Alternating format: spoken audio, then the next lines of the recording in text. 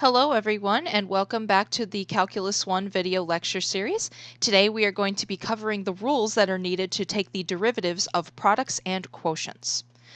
So this is where the fact that the derivative is a special type of limit really comes in, because derivatives and limits have some of the same rules as we saw with sums and differences, but there are differences. So with regular limits, with products and quotients, you just simply take the limit of each part. That is not going to work for derivatives. So when you are taking the derivative of a product or quotient, do not just simply take the derivative of each function and then multiply/divide them. So you cannot just take derivative of the first part of the product times derivative of the second part of the product. And then same thing with quotients. You cannot just simply take the derivative of the top and the derivative of the bottom. So do not do this. That's for regular limits, that is not for derivatives. So do not just take the derivative of each part of the product/quotient. There are specific rules that you need to follow when you take the derivatives of products and quotients. So we're going to start with products. So if you're taking the derivative of two differentiable functions f and g, and they are being multiplied together, here's how the product rule goes. We're going to call f of x the first part of the product, and we're going to call g of x the second part of the product. So we're going to start with f prime of x times g. So we're going to start with the derivative of the first part of the product times the second part of the product left alone. Then we're going to add to it f times g prime. So we're going to add to it the first part of the product left alone times derivative of the second part of the product. So derivative of the first part of the product times second part of the product left alone, plus first part of the product left alone times derivative of the second part of the product. Now, we're going to find the derivatives of each of these products. And for this first one, I'm going to make the disclaimer that you can technically get around product rule altogether by distributing the x squared. But because I wanted to start off with some really simple functions that had really easy derivatives, we're just going to leave it like this, and we're going to take its derivative as is. So x squared is going to be the first part of the product, and 9x plus 2 is going to be the second part of the product. So let's use product rule. So we're going to start with the derivative of the first part of the product. So we're going to start with the derivative of x squared. Then we're going to multiply it by the second part of the product left alone, 9x plus 2. Then we're going to add to it the first part of the product left alone, x squared, times the derivative of the second part of the product, so times the derivative of 9x plus 2. So then let's take some derivatives. So the derivative of x squared is 2x times 9x plus 2. Then plus the first part of the product left alone. Derivative of 9x is 9. Derivative of 2 goes off to 0. And then if you want to, you can simplify this. 2x times 9x is 18x squared, plus 9x squared is 27x squared. And then 2x times 2 is going to be plus 4x. Now, you could have just avoided product rule altogether for that one, but I will say that if you are taking the derivative of a product of two completely different functions from two completely different families, you're going to have to use product rule. So, sorry, that's ddt. Sorry about that. So if you're taking the derivative of t squared times e to the t, these are two completely different functions. We have the polynomial t squared times the exponential function e to the t. They're from two totally different families, so there's no getting around product rule. You have to use product rule for this. So if you want to attempt this problem before I go over it, feel free to pause the video right now and then resume when you are done working. All right, so let's take the derivative of t squared times e to the t. So t squared is going to be the first part of the product, and e to the t is going to be the second part of the product.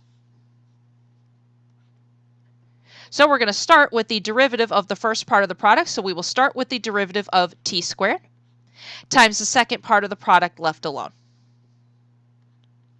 Then plus the first part of the product left alone, t squared, times the derivative of the second part of the product, so times the derivative of e to the t. Then let's take some derivatives. So the derivative of t squared with respect to t is 2t times e to the t. Plus, we have t squared times derivative of e to the t is itself e to the t. And that's, that is a good enough final answer. If you want to factor out a t e to the t out of both terms, you can, and then that would give you 2 plus t. So you can write this either way. It really doesn't matter to me.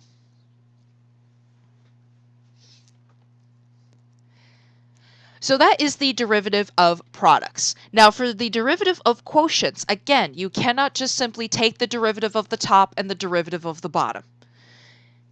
For quotients, they have their own rule, and quotient rule is a little bit scary to look at first, so just write it down and then I'm going to walk you through each part.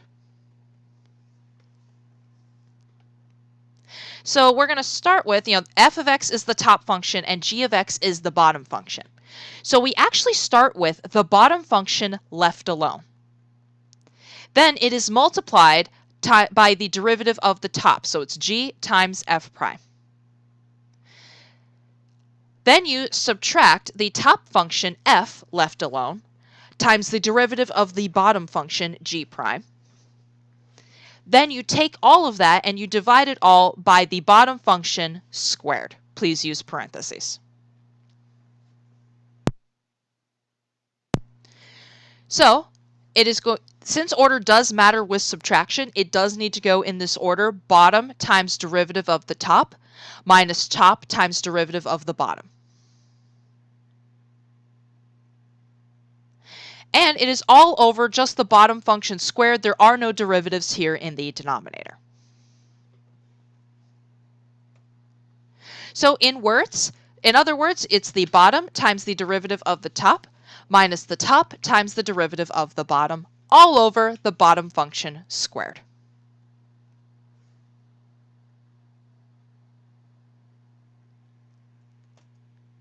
So what we're going to do is we're going to find the derivative of each of these quotients. So we're going to find the derivative of x over 1 plus x squared. I'm going to put the bottom function in parentheses because you cannot split up addition or subtraction in a denominator. That only works when there's addition or subtraction in the numerator. So we're stuck using quotient rule for this. So x is going to be the top function, and 1 plus x squared is going to be the bottom function.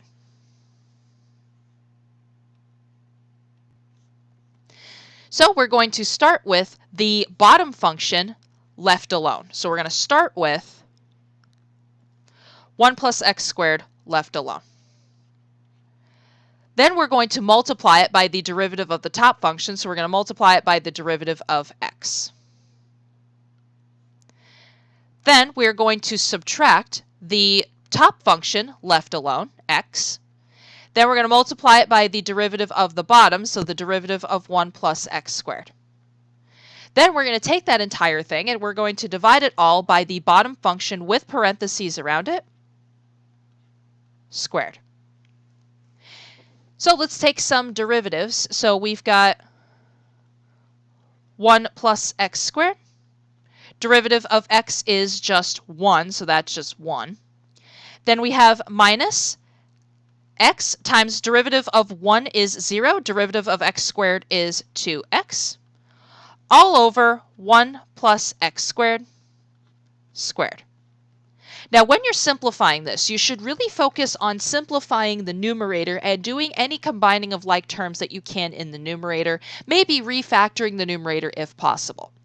When you're simplifying these, do yourself a favor and leave the denominator alone. Absolutely no good comes out of distributing the denominator, because if you are going to have any hope of any common factors canceling out between the numerator and denominator, that's only going to happen if the denominator remains factored and remains written as this squared. So just do yourself a favor, leave the denominator alone, don't touch it, just simplify the numerator and see what happens. So I'm going to leave that denominator 1 plus x squared squared alone. And then in the numerator, x times 2x is 2x squared. x squared minus 2x squared is, negative x squared. So the numerator is going to simplify as 1 minus x squared, which does factor as a difference of squares. However, even if you were to factor the numerator, it does not have any common factors with the denominator. So because of that, because this is not going to simplify anymore, we're going to call this good. So what I want you guys to do is I want you guys to pause the video and take a few minutes to find the derivative of the next one.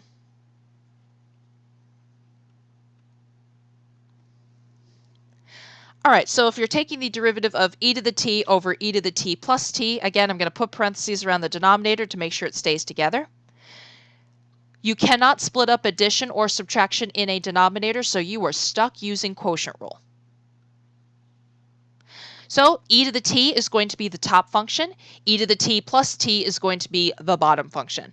So we're going to start with the bottom function left alone, e to the t plus t. Then we're going to multiply it by the derivative of the top function, so we're going to multiply it by the derivative of e to the t. I'm sorry for that glitch, I can't get rid of it.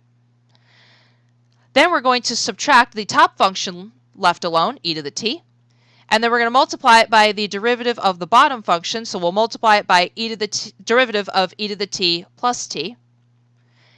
Then we're going to take that entire thing and we're going to divide it all by the bottom function, e to the t plus t, with parentheses around it, squared.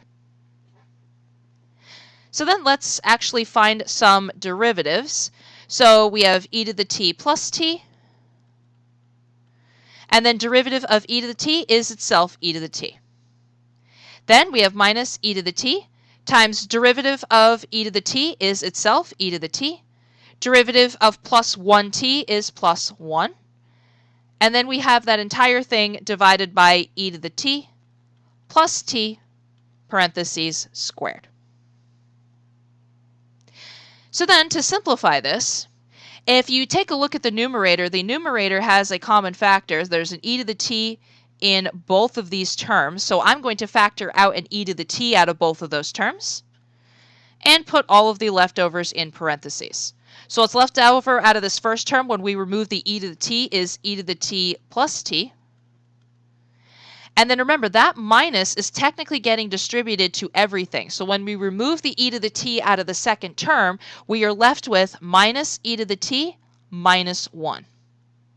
All over e to the t plus t, parentheses, squared. Remember, I'm leaving the denominator alone and I'm just focusing on simplifying the numerator. So e to the t minus e to the t can cancel out, leaving you in the numerator with e to the t times t minus 1 all over e to the t plus t, parentheses, squared. And that is not going to simplify anymore, so that is your final answer.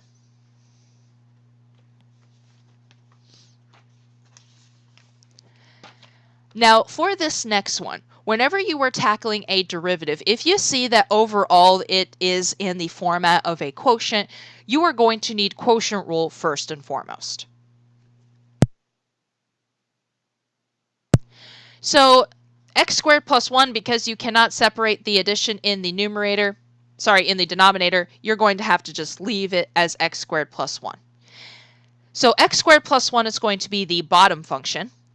And the top function is this 4x e to the x, which there is hidden multiplication between that 4x and that e to the x. So overall, you're going to need quotient rule.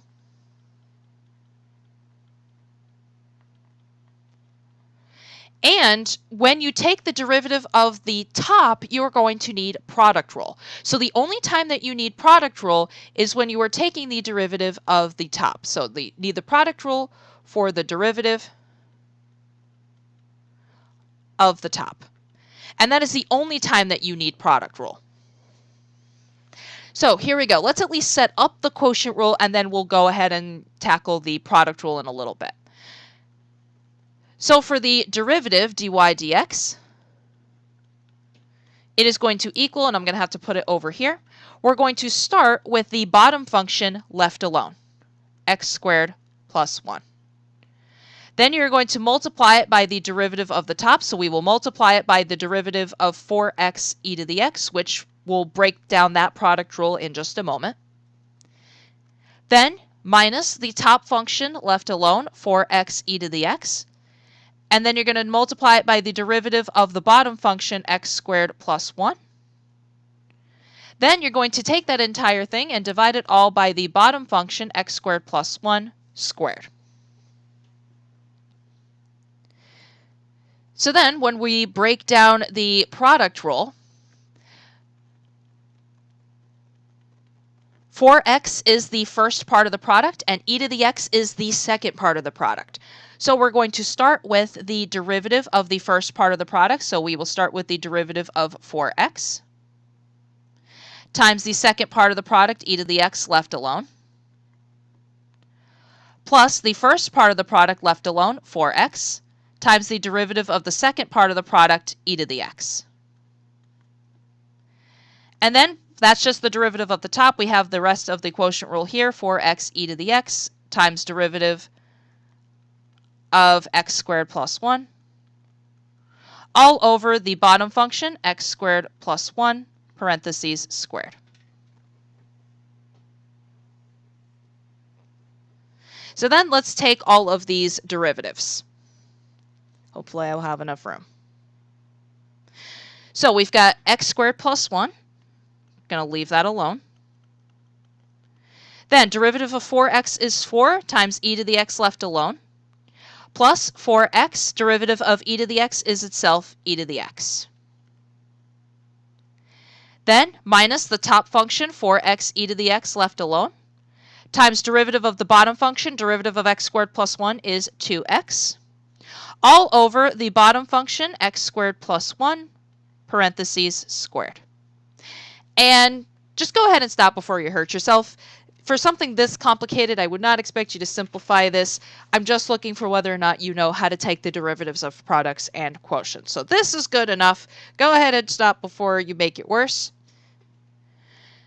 So that is going to be it for the derivatives of products and quotients. Remember, most of this chapter is going to be the derivative rules for derivatives of all sorts of different functions, and the next video is going to be derivatives of trig functions. So thank you all very much for watching, and I will see you guys in the next video. Bye-bye.